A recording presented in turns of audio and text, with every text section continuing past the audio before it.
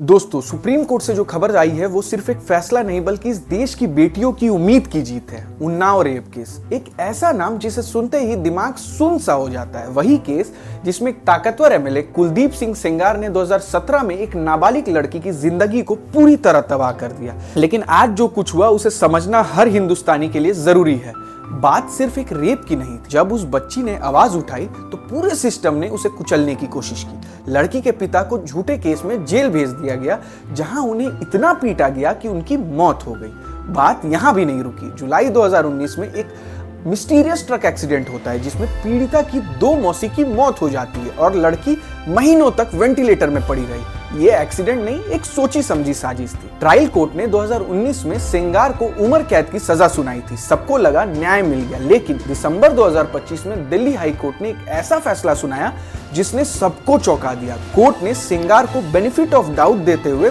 बरी करने का रुख दिखा दिया। हैरानी की बात यह थी कि सजा को टेक्निकल पॉइंट्स पर चैलेंज किया गया, जैसे कि पब्लिक सर्वेंट की डेफिनेशन और सीबीआई की इन्वेस्टिगेशन में लूप होल्स। ऐसे लगने लगा था कि एक कन्विक्टेड क्रिमिनल सिर्फ कानूनी दांवपेच की वजह से बाहर आ जाएगा। लेकिन सीबीआई और पीड़िता का परिवार हार नहीं माना। मामला सुप्रीम कोर्ट पहुंचा। आज दिसंबर 2025 के आखिरी दिनों में सुप्रीम कोर्ट ने दिल्ली हाई कोर्ट के उस लीनियंट अप्रोच को पूरी तरह खारिज कर दिया। सुप्रीम कोर्ट ने साफ कहा, ऐसे संगीन जुर्म से टेक्निकलिटी से ज्यादा इंसाफ की कीमत होती है। कोर्ट ने सेंगार की बेल और रिहाई पर रोक लगा दी और ट्रायल कोर्ट की उस उम्र कैद की सजा को बरकरार रखा है। कोर्ट ने यह भी फटकार लगाया कि इतने बड़े अपराध में किसी भी तरह की राहत देना गलत मिसाल पेश करेगा।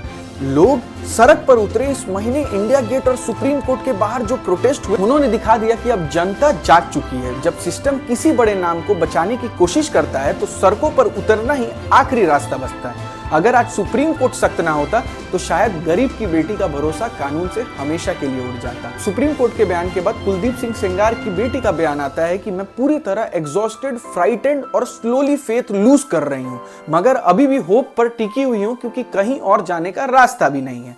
चलिए, इसी के साथ देश विदेश की खबरों को जानने के लिए हमें फॉलो करते रहें। धन्यवाद।